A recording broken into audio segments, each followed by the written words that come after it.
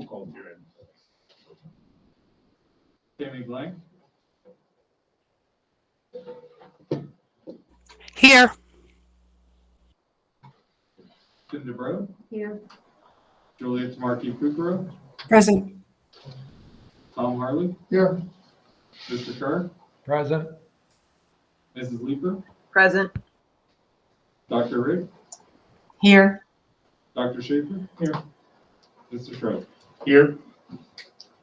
Good evening, everyone, and thank you all for attending this evening, be it virtually or in person. Welcome everybody for coming. I do not have a board president message, and we'll do public comment here in just one moment. I do want to take a moment, though, to remind everybody that the public comment is limited to 3 minutes, and we ask that you respect those time limits. Okay. Is Barb Barker online? I don't see her in the audience. I'm here. Can you hear me? I sure can, Barb. Go ahead with your public comment. Okay. I'm here to talk to you tonight about your decision and grade reconfiguration. And I ask that you really think long and hard about what you have to gain and what you will lose. Horace Mann is a wonderful walking neighborhood school that houses the 4th and 5th graders. That school means a lot to those kids, especially those that live near. Ask yourself, why do people continually come out and fight for keeping Horace Mann School open? For many years, the district has reduced or eliminated programs, a way to balance a budget that is chronically in the deficit. The mantra has always been safe, warm, and dry, and we don't have enough money to do anything else. I listened to this for years. So why are we talking tonight about building extra classrooms and a gymnasium at Eisenhower when we already have the existing structure at Horace Mann? It's unnecessary spending. The district has become the boy that cries wolf. If we don't have money to keep programs going, programs like teaching our 4th graders to swim, violin for 3rd graders, SAT prep, summer driver's education, etc., and the list will go on with the more debt the district accumulates, then I ask, how is there money for building additions at Eisenhower? You are fooling yourself if you think the pot of gold exists at the end of the rainbow that will magically pay for this. By choosing option A, the one building that has all the 4th and 5th graders, there's very little to gain, but so much to lose. I ask that you invest in staff, invest in the kids. Our kids don't need spoiled with shiny new bricks. They need quality teachers to show them the way. Safe, warm, and dry, and fix what you have. Thank you very much. Okay, Barb, thank you. Josh Kratza.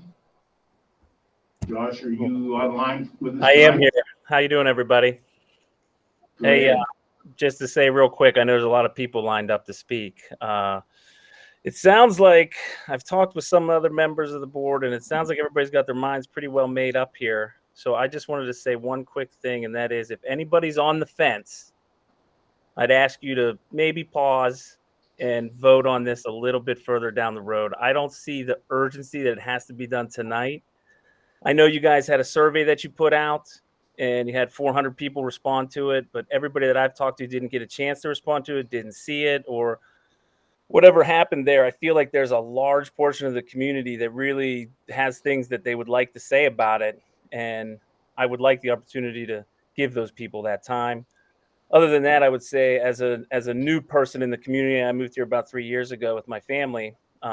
One of the things that we really, really like about this place is the walkability. And when our kids were walking to school at the junior school or the high school, we thought, man, that's really great. And it's something this community has that a lot of other communities just don't have. I came from the Fox Chapel area. You're not walking anywhere there. And I just feel like if you could, maybe it costs a little extra money to keep the building, but I think that the asset that it is for the community, it's deserving of another chance here. I know it's been going on for 20 years, this debate, but I don't see the harm in a few more months. And with that, I'll just pass it on to the next person. Thanks. Thank you, Josh, for your comments. Jim Carloni. Yes. Hi, I'm Jim Carloni. I've been a resident of Indiana Moro for 48 years. And apologize, I must stay from meeting. I'm in a battle with cancer right now. So I'm here to say thank you. Starting way back with the mega school, there are some new faces at the table. But if we would have went through with that, Indiana would have disappeared. Just because based on everything that's come through the past year's IEP downgrading, we're down from 15,000 to 7,000 students. Look at all those jobs lost. Those are people who moved out of the community that wouldn't have paid for anything. Thank you for doing that. I know that you guys caught a lot of flack for the face mask thing. But if my daughters weren't wearing them, if they had brought stuff home to me, I probably would be standing here right now. And parents out there needed to understand that there are other parents that are sick and ill at home, that this stuff gets carried home to them, and then they're going to deal with it at home. And I know that was issued to you guys by Governor Wolf, and it's something that the parents did take into consideration that, you are doing your job.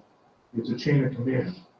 You have to listen to what your boss says. If I go to work and my boss tells me to go do a job, I tell him no. Well, what's going to happen? You're going to lose your job. You're going to lose the funding and stuff like that.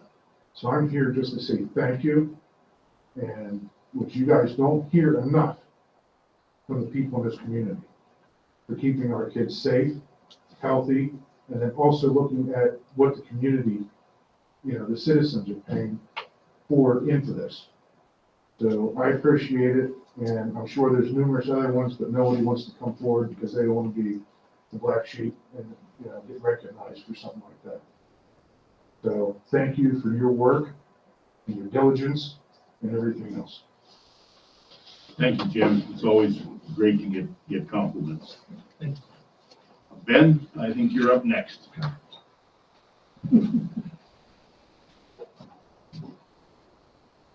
Good evening, guys. So first off, I'm going to speak about the elementary reconfiguration.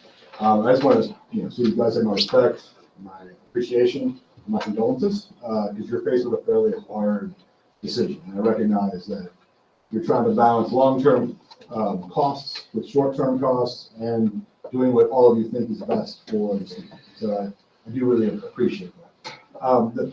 In your consideration process, what's been missing, as far as I can tell, in terms of the criteria and all the conversations, is any consideration of how the reconfigurations will affect the borough and the communities immediately around the schools. Because for many people, those schools are part of the community. And for many people who live in the borough, those schools are definitely part of their community. As you heard from Josh, why they moved here, or a real attraction to the area. I understand that you guys are the Indiana Area School District and not the Indiana Borough School District. I appreciate that fact. It doesn't change the fact also that the borough makes up more than 25% of your constituents, of your tax base. And so it's not a small thing that we're talking about here in terms of the folks who live here. The Borough Council, the Indiana Borough Council, has, through resolutions, through public comment, through meetings with you guys, has repeatedly over the years reinforced that the schools in the borough are incredibly important to the borough. And so as you kind of go through this process, I hope that you keep that in mind. Some of you ran on borough schools. Whenever the borough schools are a topic in an election year, those candidates tend to win. Many of you have pledged your support of borough schools. And so I hope tonight that you make good on those promises and keep this as part of your decision process. And the last thing I would say is that this is all kind of heartfelt. I've looked through the available documentation. The survey has some issues in terms of not asking some questions that I think would get at this. And the documentation you guys have collected leaves you with some kind of marginal choices. Like all the choices have some pretty hard, the pros and cons, including keeping all 4 schools. I'll admit that. But if you add this piece that I'm talking about, this part about how the community really cares about these schools and how these schools are really important to 25 or more % of your constituents, I think it swings it towards your option C at this point, keeping all 4 schools. So again, thank you all for your time. Have a good night. Thank you, Ben. Good. Got all the, Okay. All right. SG, our young lady is not here this evening. Superintendent's report. Pike, go ahead. No report this time, Mr. President. Last time we met, I emailed our families our report, so I'll save time for tonight's discussion.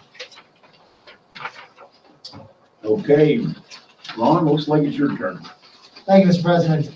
Just one update, I can't remember if I updated the board on this or not, but House Bill 412, it was passed back December of 2021, and it's really trying to hit home with the substitute and the staff shortage that we're seeing right now. So one of the things that it allowed to happen was retired teachers are now eligible to fill teacher vacancies on an emergency or short-term basis. So we have had a lot of retired teachers actually come back to practice just because of our shortages. Schools can use eligible college students and recent graduates of education programs to serve as substitute teachers. So again, trying to make up that sub shortage. And then the other was educators with active Pennsylvania certificates and those with comparable out-of-state certificates could serve as day-to-day subs for 20 days or longer under certain circumstances. So again, I just wanted to bring that to the board's attention because of those sub shortages that we do have other opportunities we can have. Other than that, Mr. President, that's all I have. Thank you. Okay, thanks, Ron. Okay, there are no presentations this evening, so we are down to item 3, approval of minutes and agenda. May I have a motion to that effect, please? So moved. Okay, looks like Cinda and Tammy moved in second. Okay, questions, comments, or discussion? All those in favor, please say aye. Aye. Those opposed? Motion's carried. Okay, board reports. Looks like it's my turn. Well, this will be short and sweet. Our meeting is scheduled for tomorrow, so I have no report this evening. Tammy, what are things going on over there? They're going really well.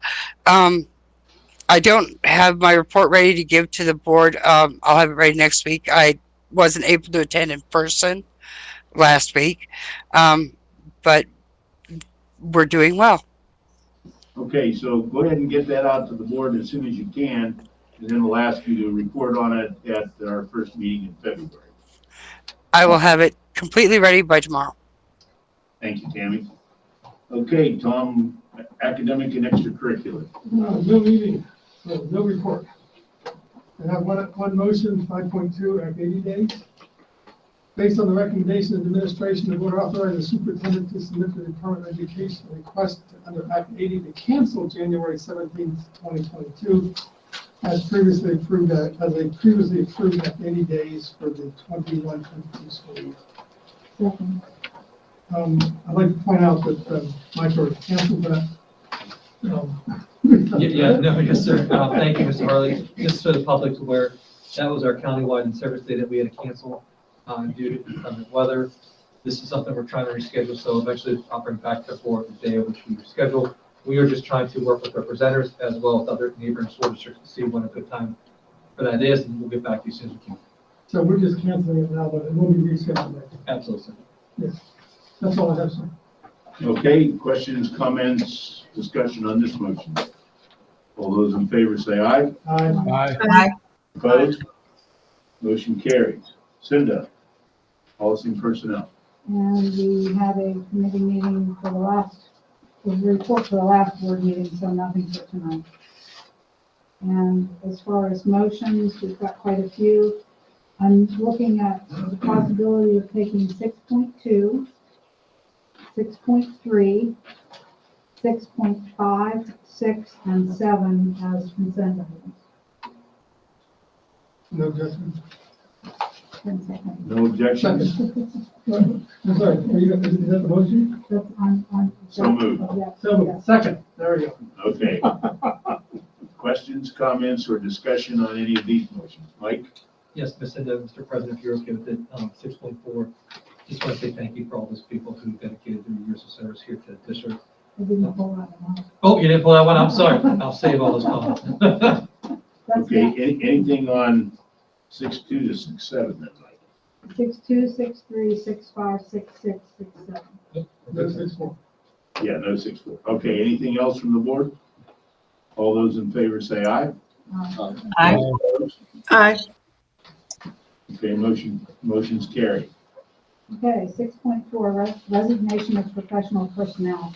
that the board accepts with regret the letters of resignation from Parker Dunlop, senior high social studies teacher, Heidi Martell, East Pike Elementary, and Wendy Moreau, East Pike Special Education, due to retirement effective the last teacher day of the 2021-2022 school year. Second. Okay, moved in second. Mike, now go ahead. Now, you Miss Cinda, I'd like to say thank you to all the teachers who have dedicated their times and years of service here to the district. We are losing some incredible people. And I could, like I said last time when people had retired, I could never say enough thanks to them for the work that they do. It's something I need to get better at, but publicly, if we could just recognize them for all they do. They're going to be deeply missed. They're good people. And it's a big loss to the district. We will work hard as administration to find qualified teams to fill those positions. But it's a big loss to the district, and we wish them nothing but the best, and we're thankful for their years of service. Mike, I understand that these teachers can come back as substitute teachers now. Yes. According to the solicitor, that is correct, sir. I'm sure Mr. Dunlap has one more class. If he feels like sitting in for a day or two, we can sure use the help. Okay, questions, comments, discussion, further comments on this? All those in favor say aye. Aye. Those opposed? Motion carries. Okay, the last two, Cindy. 6.9, long-term substitute. Based on the recommendation of administration, the board employs Krisha Michelle as a long-term school nurse substitute, retroactive to January 19th, 2022, and continuing until the last teacher day of the 2021-2022 school year at a per diem rate of $250.41, which is instructional 1, step 1, be approved, pending receipt of all required paperwork. Second. Okay, moved in second. Okay, Mike, is there anything you'd like to add to what's going on here? No, we'd just like to welcome her. She has been subbing for us. She's an amazing part of the team. She's worked with 3 other incredible ladies, so we're grateful to have her on board. And as a reminder, this is we're using funds, ESSER funds, to help pay for this position, but we're glad to have her part of the team. As we go through what we're going through with the COVID pandemic, the extra help is greatly appreciated, and she's a great addition to the team. So. Okay, thanks, Mike. Anything else from the board? All those in favor say aye. Aye. Aye. Those opposed? Motion carries. Motion 6.10, extra duty, extra pay assignment. Based on the recommendation of administration, the board approves the following extra duty, extra pay assignment for the 2021-2022 school year. Boys tennis head coach at the senior high for an amount $4,596. The employee would be Matthew Neal. Second. Okay, it's moved in second. Questions, comments, or discussion on this motion? Okay, nothing heard. All those in favor say aye. Aye. Aye. Motion carries. Okay, Terry. Okay, thank you, Walter. Drive. I'll cover the last building grounds meeting minutes from January 17th. Several things on the agenda that night. First was the elementary reconfiguration. We had a presentation from our 2 consultants, SSI and Mr. Rod Green, compared the options that we're going to vote on tonight. There was a lot of open discussion and debate. Then we discussed number 2 was the East Pike roof replacement. We went over the mechanical work that is being contracted out to CJL Engineering. That's on the agenda, I believe, tonight. The contract, then number 3 was contract for replacement of the HVAC system for the administration office. Again, we discussed the contract with that. And then number 4 was some additional contract work with our architect, and that's for the East Pike old office renovation. They're going to come back to us with a proposal for that one. We discussed number 5 was a grant that we could pursue if we wanted to for Wi-Fi on the buses. We held off on moving forward with that. We were going to, the recommendation was to look at trying some hotspots on some buses, especially for the athletics, and see how that works before we would jump in any further. And the last item was number 6. That was some district themed tables for the stadium and other uses. We had a quote from a company in Indiana for 10 tables, and I think it actually got reduced to 8. The committee thought it was a good idea. There was still a couple questions, the stability and the safety of the tables. So there was going to be a little more investigation there, and that'll probably be on the next month's agenda to further discuss that. So moving to the motions. The first one up is 7.2. It's the elementary school reconfiguration. And there's all 3 options, A, B, and C, but I'm going to start with option A or motion A. And if that one passes, then we won't go any further with B or C. So 7.2A, that based on the work of multiple board committees over the past couple of months, the board approves moving forward with creating a reconfiguration implementation plan that would create 3 elementary schools consisting of 2 pre-K to 3 schools at East Pike and Ben Franklin, and 1 4-5 school at Eisenhower Elementary. Second. Okay, it's been moved and second. Questions, comments from the board in discussion on this particular motion?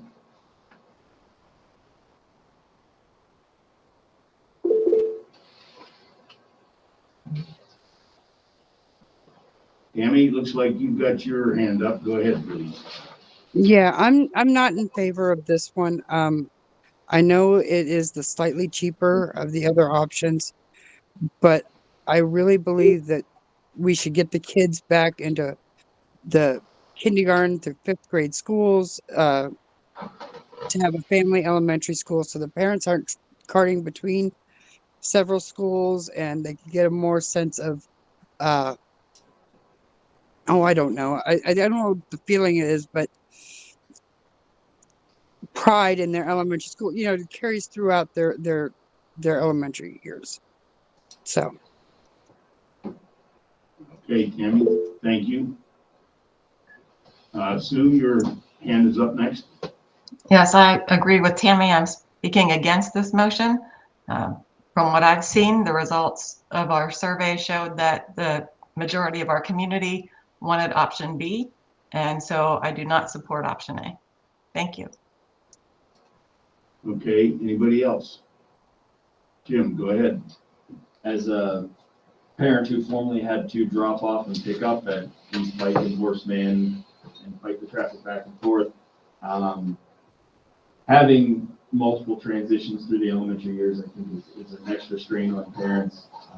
While the ability to cohort the 4th and 5th grades to help their adjustment to the junior and then senior high is attractive, I do not support this option based on the multiple transitions. I think consistency in education is more important. Okay, Julia, looks like you're next. Thank you, Mr. President. I do understand that this particular option would not be the most convenient to parents in terms of pickup and drop off. And I think we did have I think this education model of having the 4th and 5th graders in a separate program, in a separate school, has worked well for us. So I think that I'm in favor of, I am in favor of this particular option. I would like to say, and I was hoping that maybe Jared could explain or Mike could explain a little bit more about the savings, because I don't think we can just say it's cheaper. I would think we have to say that it is significant, the savings that we would incur. And with our database, not our database, our tax base having suffered through multiple crises, not the least of which is COVID, the reassessment, and the loss of jobs throughout our district, including at IUP, we're seeing our enrollment decline. Certainly since I was a kid, it's huge. And I think in the long run, we are very much going to need the monies that the report said that we would be saving. It's not insignificant. And that means a great deal to me. But I was wondering if Jared could at some point, or Mike, talk about that just a little bit so we're all oriented on these numbers, because I feel they're nothing to sneeze at, that's for sure. Thank you.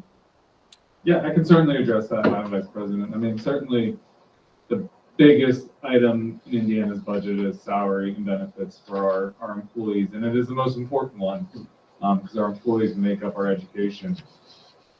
But we were all here when we did grade reconfiguration the last time to create the current configuration that we're in, and that was done to help the district balance class sizes from school to school.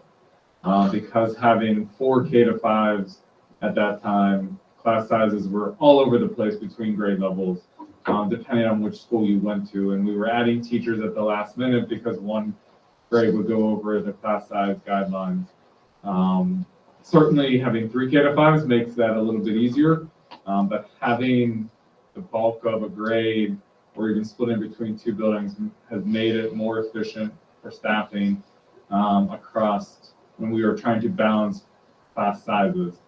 And that's really what option 1 would help do, and why it particularly is the cheaper model to run, because it helps us with staffing. There are staff then even between 3 K-5s that may have to travel, where some may not, between the one option with a 4 to 5 building. It really is a staffing efficiency issue that creates it to be the cheaper, and it can greatly vary between years when we need to add teachers or take teachers away because of the number of enrollments in those buildings and trying to balance them between the different grade levels. Okay, I didn't. We need the number though. Excuse me, Mr. President. No, it's okay. Go ahead, Julie. We're talking about the savings of millions of dollars over the next decade. And we had sort of come up with a number which was highly persuasive to me. It's not a small number. So we were talking about $5 million over how many years, because we had the number put up. Mr. Green pointed that out to us. Yeah, let me see if I can pull up one of the slideshows that Mr. Hvac had done. Yeah, please do. Yeah, because it's a large amount and it's significant. Thank you. Just for the board's information, Mr. Green is here this evening. So if there's some specific questions that the board would like to address to him, that is a possibility. I think Terry his hand was up next. Go ahead, Terry. Well, actually, Tamara. Go ahead, Tamara. Okay, Tamara, go ahead, please. Okay, so I am in support of this option.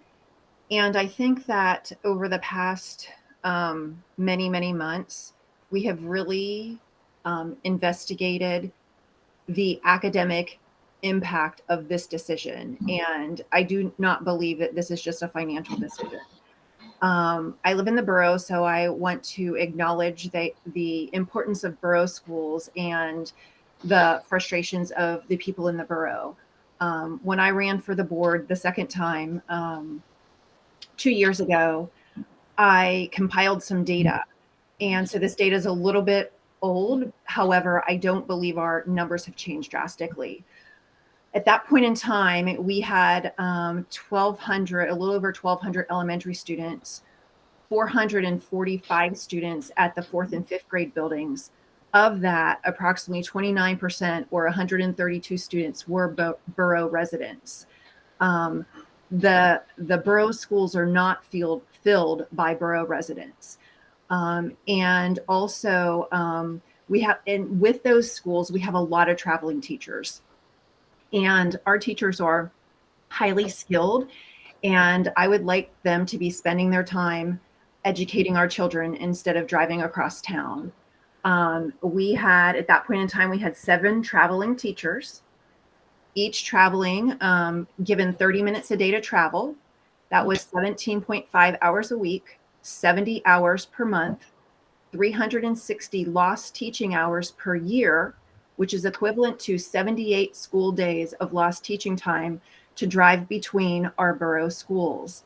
I think that that is not efficient use of our taxpayers' money or our skilled teachers' time. So that is part of my reason for voting for this. Additionally, Walter has been very insistent that as we make this decision, we're looking at the academic programming. And I think that after a school board convention a couple years ago, both Walter and I were there, and we talked to people about a STEM program that they had at their school. And we can do a really cool STEM program at one building. We don't have the finances to do it at 3 buildings. So that is one of the main reasons educationally, I think, that I'm voting for this. In addition, equalizing class sizes. My children were in the cohort that had 24 students when they were in kindergarten and 1st grade. And the other schools had 16. It wasn't that we didn't get equal educational opportunities for our students. And I believe the 3 K-5 model would lead to similar unequal opportunities for our students across the district. Also, the three school model would lead to some traveling teachers. So it is my feeling that both academically and financially, this is a good decision. My children were in different schools. My children were transitioning as well through the different schools. I think we find our children are very resilient. There are districts in this country that transition every 1 or 2 years. So I think that having the limited transitions that we do will not harm our children as they are resilient. Okay, Tamara. Terry, did you want to make a few comments? Then I'm going to call on Rod Green. Yeah, thanks. I'm probably going to reiterate some of what Tamara just said. First, I'm going to acknowledge that I'll speak for myself, but I think I can speak for the rest of the board. I think that we all understand and acknowledge that this is a very sensitive topic. It's a very important topic. I want to say that I feel that even though the motion says the past couple of months, we have been dealing with this issue for years, and we actually started down the formal process of hiring the 2 consultants that we did back in June of last year. So it's been approximately 8 months. And I'll reiterate that we started out with the goal in mind that we were going to base this decision on curriculum, on what's best for our students. I also really like the idea of being able to incorporate a more healthy STEAM program with the 1, 4, 5 building. The transitions, again, I'll reiterate what Tamara said. I don't think that that's going to hurt our children. I don't think that we rushed this process at all. We definitely learned a lot from that last project for the mega school. So we made sure we went slow, we went methodical, we included the outreach. We can't forget, though, about the condition of our existing 6 buildings. I think this board and the previous board was very aware of the condition of the 6 buildings, and then also very interested in keeping our debt low, which we have been doing. We've been refinancing some bonds, so we're reducing some expenditures there. But Ben Franklin at some point needs totally renovated. Eisenhower needs totally renovated. It's never been renovated. And then the senior high, even though it's a beautiful school, is not real far away from needing another renovation. And then by the time we get done with that one, the junior high is going to be coming back around for some work. So, we also have to include, our budget into our decision, but I want to just reinforce, we mainly did it based on curriculum and what's best for our students. The last thing I'll say is that in my head, I think where we go from here is, if this motion would happen to pass, the administration and the committees, the appropriate committees would work to, develop that implementation plan. And again, we would continue when needed to do outreach with, community members, community officials to make sure that we do it correctly. So that's it, Walter. Thank you. Okay, Terry, thank you. Sue, I saw your hand up, but I want to give Rod Green a chance to make a couple comments on the numbers. Rod, if you would, please. Sure.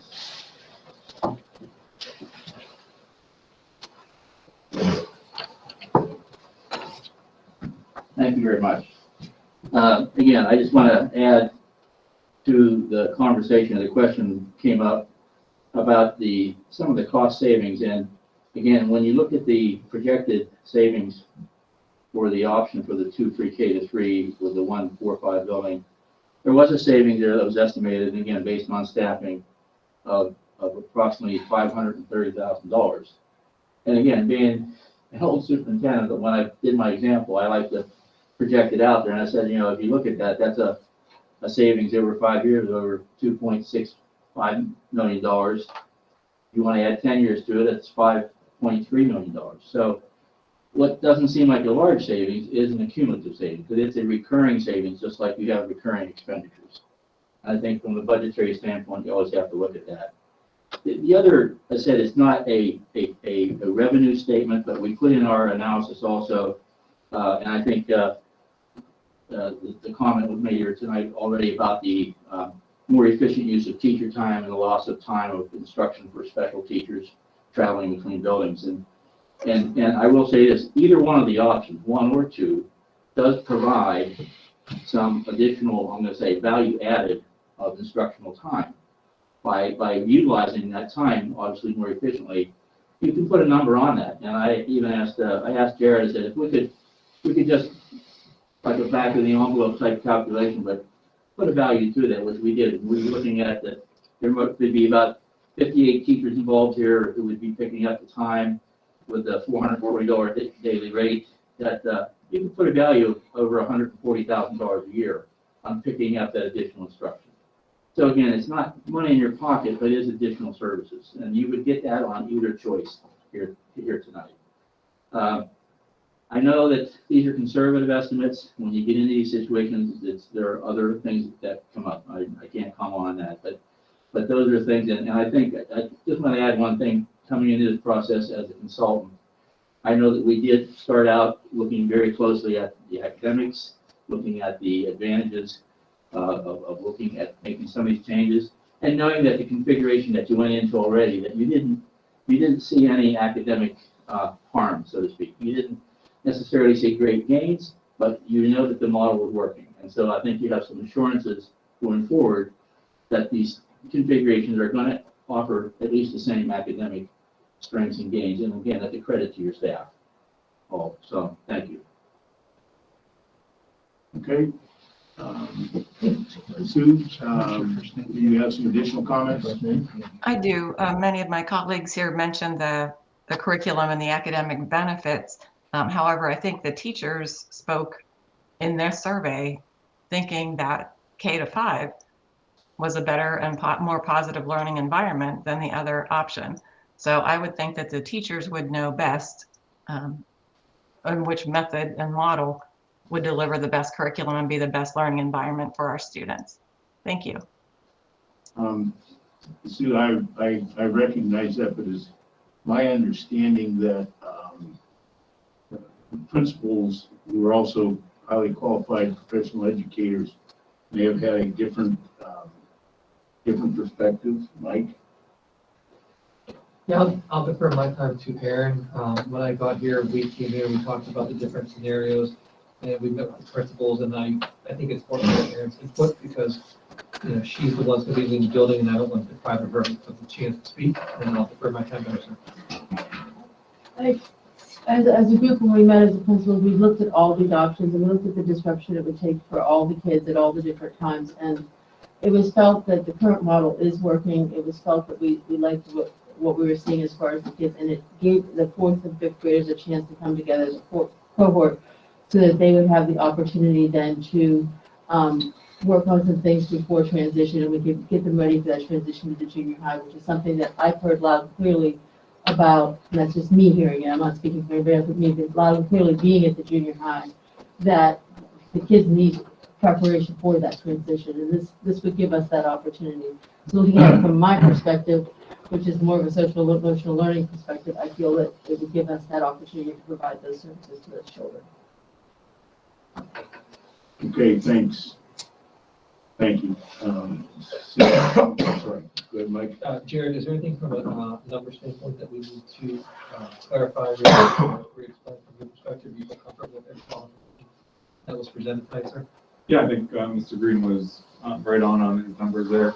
The one thing I did want to add is under, the projected savings, really the difference between the two models of the nearly $530,000 a year also includes adding an additional pre-K classroom to either Ben Franklin or East Pike, and that's something the board has considered adding at some point, and it's not something that absolutely is necessary to put in, as we are, we currently have 2 pre-K classrooms at the district, and sometimes do struggle to fill those 2 rooms. So that cost is included in those projections. So if you were to remove that from the projection, there would even be additional savings between the 2 models.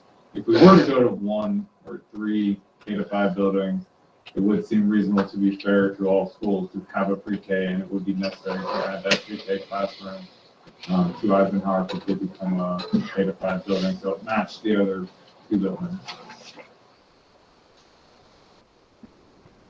Okay, Terry?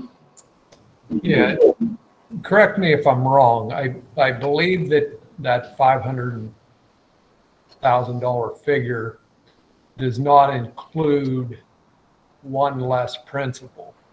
And we're, at this point, that discussion and that decision hasn't been made yet on what that extra principal would be doing and stuff. Am I correct in that? So that. Yes, Mr. Kerr, what we discussed as a group that we'll maintain the current staff, build a vacancy at the junior high, but then when we have a retirement come down the road and or a building closure, then we revisit where we're at, but that would be incumbent upon a retirement, not necessarily a promo.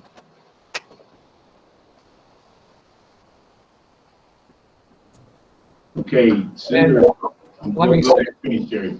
one other thing, Walter, while I'm on.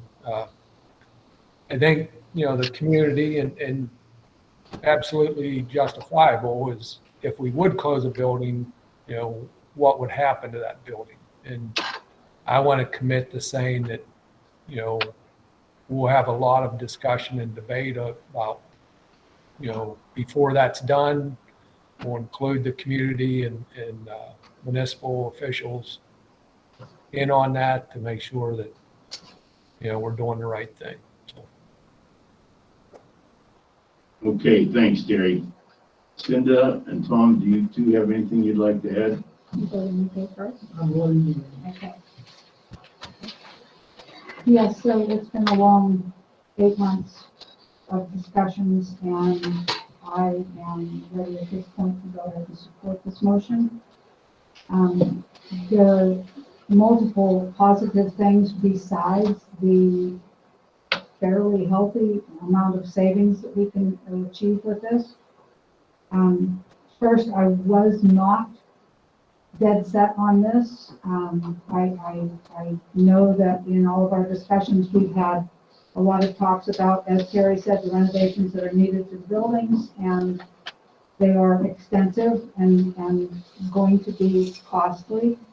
But as I said today to a friend, the fire at Eisenhower kind of accelerated everything and has made it so it's at a point now where we have the opportunity to go ahead and do what needs to be done as far as fixing Eisenhower, and as a result can also go ahead and move ahead into the future, considering all of the economic changes and world changes that are going on, especially things like IUP. The problem with the coal power plants and the economic situations that will come up inevitably in our county.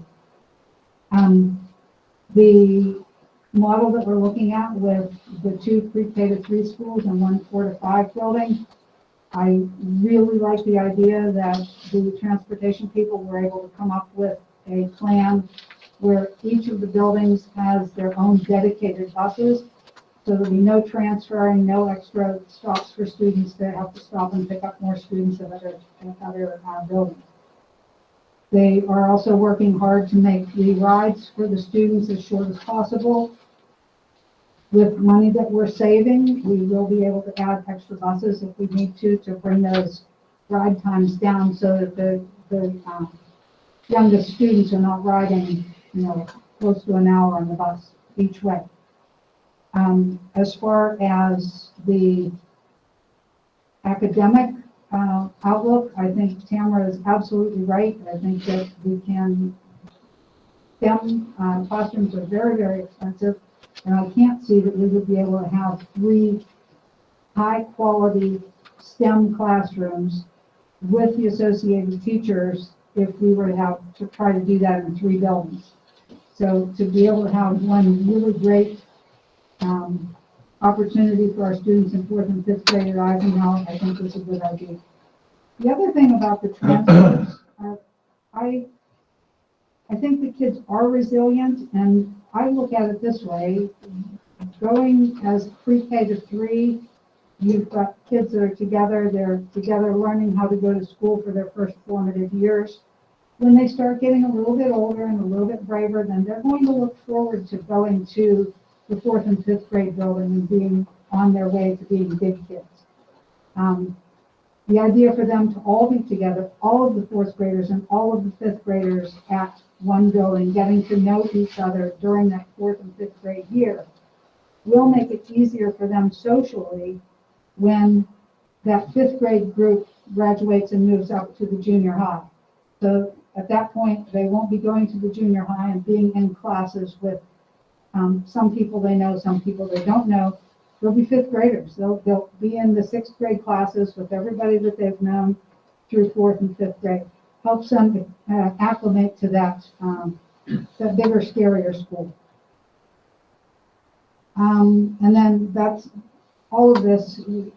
I have a responsibility to the taxpayers, and to the taxpayers, we know that with the financial situation that's in the county, we can't go on forever without tax increases, but if we do everything we can to staff efficiently and build and maintain our buildings efficiently, then we will have enough money to be able to provide a good education to the students and keep the expenses for the taxpayers at a minimum.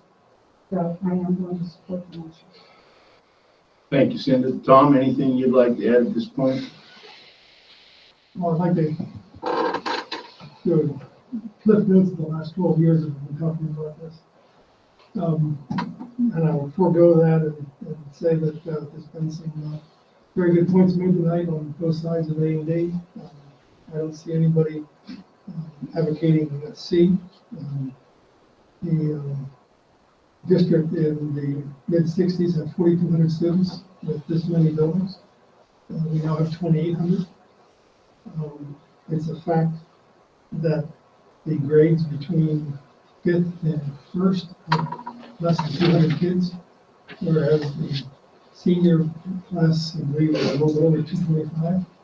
So the classes are getting smaller, and you can certainly, this is the only industry in the world where you project your graduation class 12 years in advance. And these classes are not 250, they're not 225, they're 175, 180, 190, in that range. So we will be smaller in 5 years than we are today. I don't see how we can support the infrastructure that was initially made for 40 million students with 2,800, 2,700, 2,500. It's unlikely that we're going to get a big population increase in the next decade, as Linda talked about. So we have that problem. Horace Mann and Eisenhower have always gotten the short end of the stick on renovation costs in the last decade that I've been on the board. It's always been money's been spent at the junior high and high school at East Pike. And the other three schools have been let drift.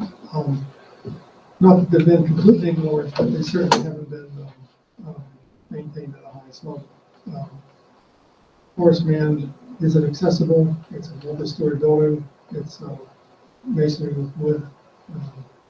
It has similar problems that we discovered at Eisenhower in the electrical wiring, and plumbing, and mechanical systems.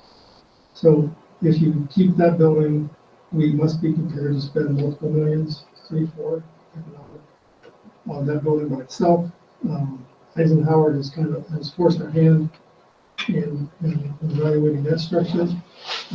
I'm not comfortable with leaving the 4th and 5th grade in Eisenhower in the junior high any longer than we absolutely have to. I think those kids need to get back to a building that they control. I've heard an awful lot about 5th graders not being exposed to the 8th graders. Here we are exposed to 4th graders. So that all brings me back to what do we do? I think it's important that the kids in the district have similar, kind of identical opportunities going to buildings, regardless of what building they're in. I think it's important that the academic programs are the same in each of the 3 elementary schools, regardless of the configuration. So if you do C, if you do B, you need a music and band room. You not only need a STEAM room for kindergartners, we need one for 5th graders. And people will be moving from building to building, as many as we are now in that configuration. The chaos, I can only imagine when we take 30 to 40% of the kids from the other 2 buildings and move them into the 3rd elementary school when we redistrict. I can't imagine what that would feel like on the board when we move families from one building to another. So I'm going to support the A version. I believe that the 4th and 5th grade, we can do a STEAM program there. We can do a music and band room there. We can actually have a real band made up of kids that are going to move on to the junior high school as opposed to half a band that we currently have. I think all those things are important. I think the gymnasium is important as a separate room from the cafeteria. Right now we lose so much time setting up and taking down tables in the middle of the day that the gym lose gym time.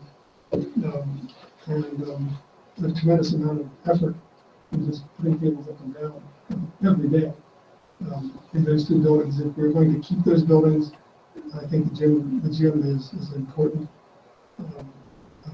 in order to make an efficient structure. So the part of this study was also the renovations to Ben Franklin and the improvements there. We bring that up to the level of East Pike.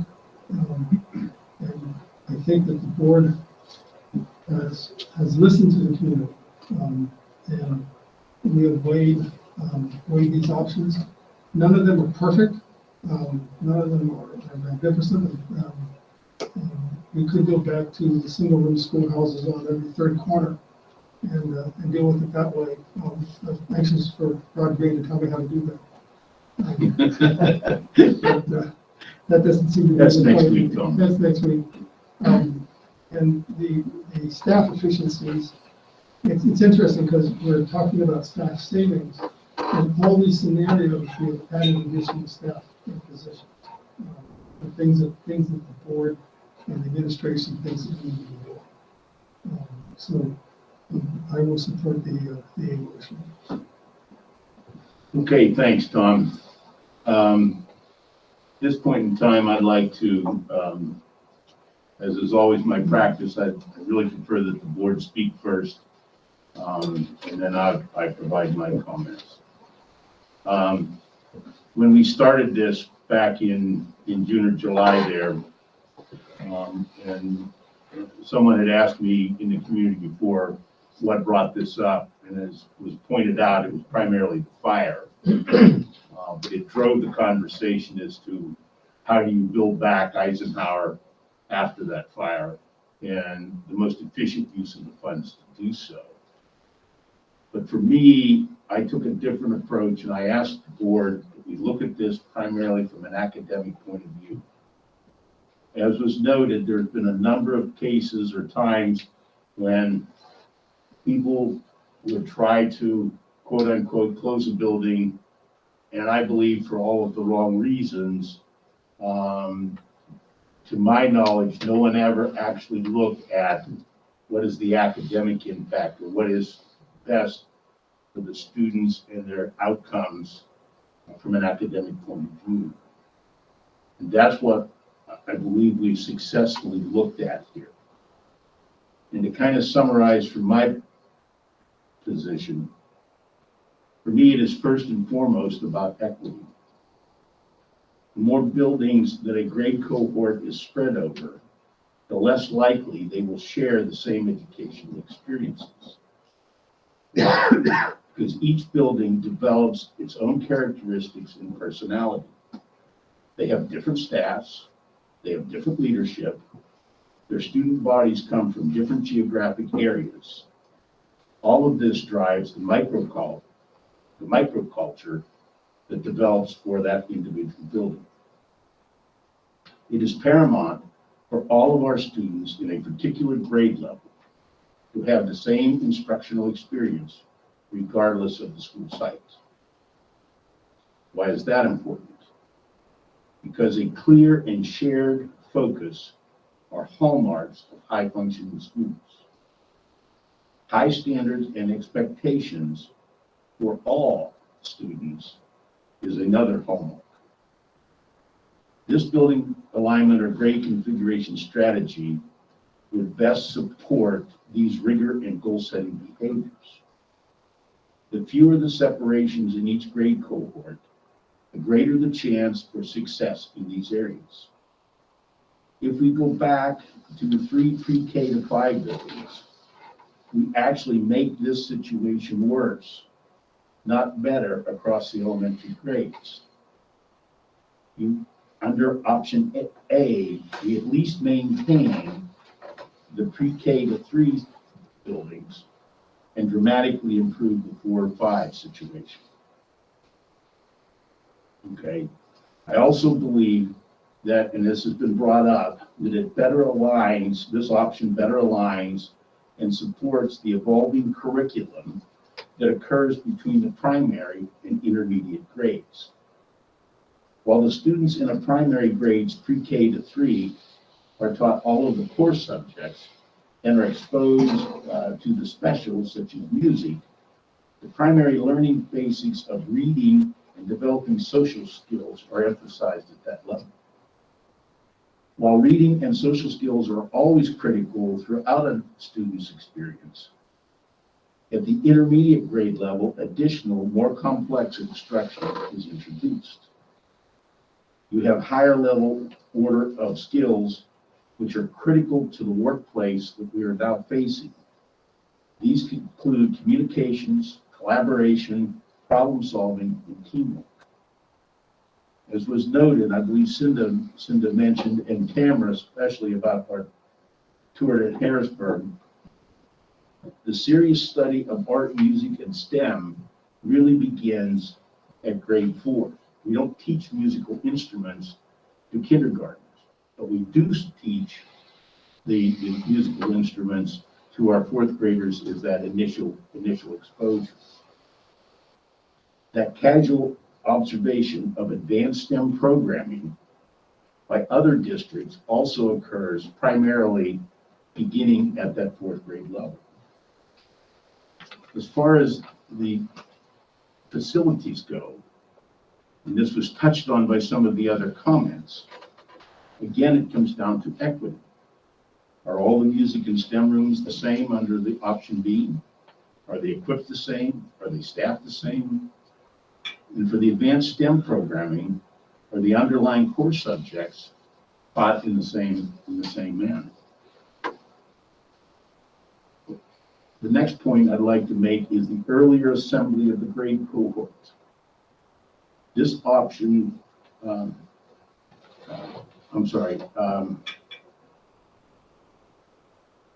this option would basically maintain the current number of transitions a student makes currently. The number of transitions a student makes is a perennial topic. It is also pointed out that under our current alignment, which has been in place for 7 years, we've seen no deteriorating effect in the impact that those transitions had on our students. In fact, I would argue that it was during the same period of time that Ike was designated a blue ribbon school. Arguably, the toughest transition, in my opinion, of all is between the elementary and middle school or junior high. The SEL issues of preteens are different than those of a primary student going from 3rd to 4th grade. Not only a different building, but also a whole new group of students who are unknowns when the cohort comes together under one roof in 6th grade. The earlier the assembly of the cohort, the easier the transition will be into 6th grade. Attendance areas, and this was covered also, I believe. It will be the least disruptive of any of the options in maintaining the current attendance areas. Okay. The rest of my comments were very brief, but they were all summarized. They included the cost saving. They included the more effective use of the teachers. And there was one other comment that wasn't made, and that was between A and B, effectively the capital expenditures in the building will be at least within the ballpark. Okay. Are there any other questions or comments before we call the question?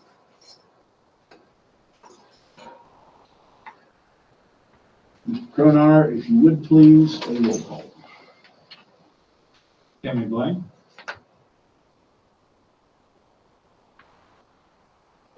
Sorry, yes. Cinda Brode, We're voting on option A, correct? Voting on it? Yes, we are Yes. voting on option A. Yes. Julie Tamarki Kukuro, Yes. Mr. Harley, Yes. Mr. Carp, Yes. Mrs. Leeper, Yes. Dr. Rigg, No. Dr. Schaefer, Yes. Mr. Schrock. Yes. Motion passes 8-1. Okay. Thank you all. I'll move on to Yes. 7.3, Walter. And thanks everybody for some good discussion there. 7.3, contract with architect for reconfiguration work. That based on an approved elementary configuration option in motion 7.2, the board authorizes the administration to work with Buckhart Horn on a contract for the design and bidding of the work required to implement the approved configuration option. The contract be brought back to the board for review and approval. Second. Okay, moved in second. Questions, comments, or discussion on this motion? And I'll just say, Walter, I'm speculating that we'll have some discussion at the next committee meeting prior to it coming to the to a board vote. Because it'll probably take Jared a while to work with Bucard Horn to come up with a proposal, and then that can come to a committee meeting ahead of going to a board. Yeah, Terry, I'm not sure on the timing of that, whether it would be ready for Tom's committee or whether it would be ready for your committee. We'll just have to allow that to, Either one would work. it would have to just allow that to play out as to the timing based on what Jared can work out with B&H. Jared, I also like that contract to include timeframes and trigger points. And again, trying to get the kids back to like as soon as possible.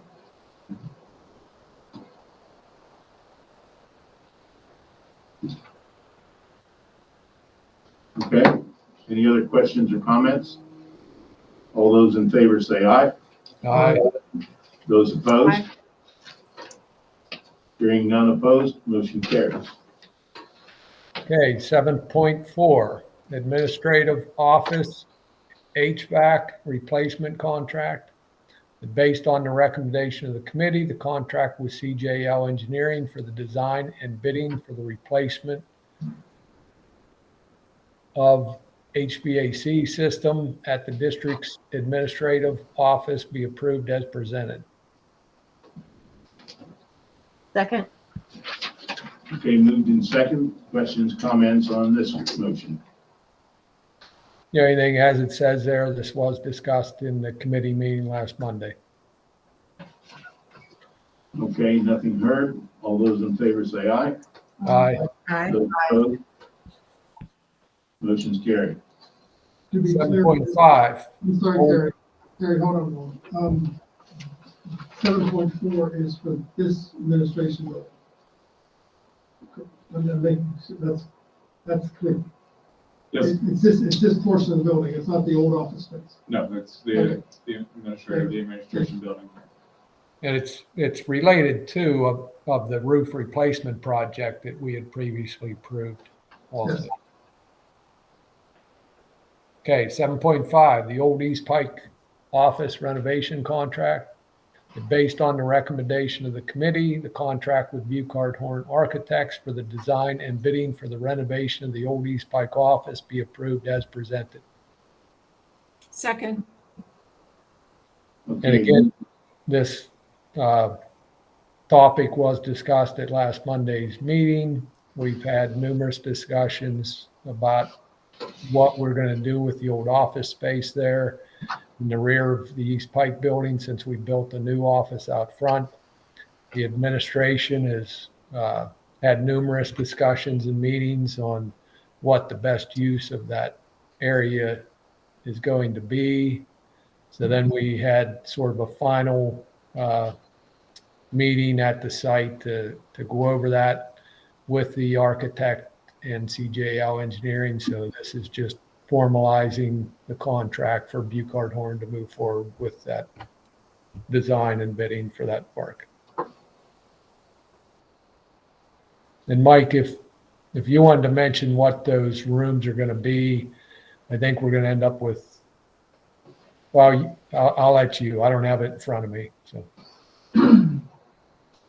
Yes, sir. What we're going to end up with is one full-size classroom and then another small learning space that can be suitable for learning support or other intervention classes that are needed, as well as a copier room that we can have air conditioning and support. So we're gaining, one full-size classroom and another small learning space. Justin and Jared and Rob, I'll defer to you if I'm speaking at all, but I just want to make sure that we're on the same page. Yep. Okay. Yep. There you go, Mr. Kern.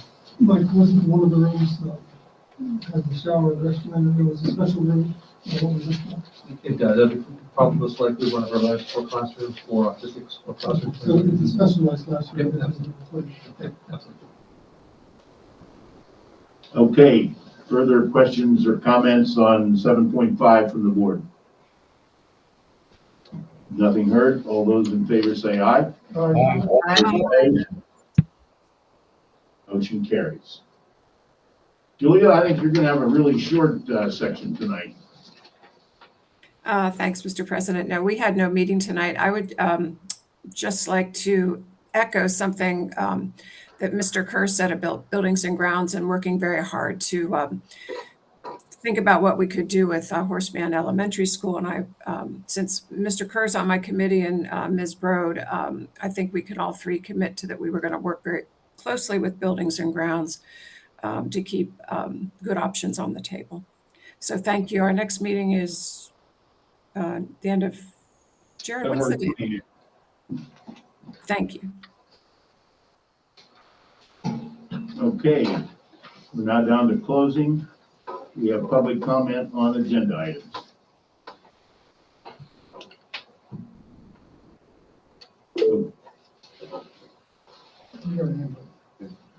Okay, Faye Bradwood. Get a little tongue tied there. Go ahead, please, Faye.